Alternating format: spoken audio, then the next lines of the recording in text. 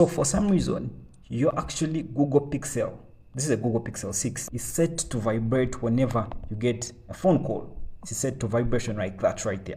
And you receive a phone call probably, and your phone is not even vibrating, though you have actually customized it to vibrate. So in this video, let me show you how to actually fix that problem. You're actually going to go to your phone settings. Okay, you're going to go to your Pixel settings. Now you're going to go to Pixel settings and go to what they call sound and vibration. Tap sound and vibration. Now I want you to move down to vibration and haptics. Tap vibration and haptics. So right now you can actually see now it's off. Okay, so probably this is what was affecting your phone from vibrating. So what you're going to do is you're going to toggle this on right now.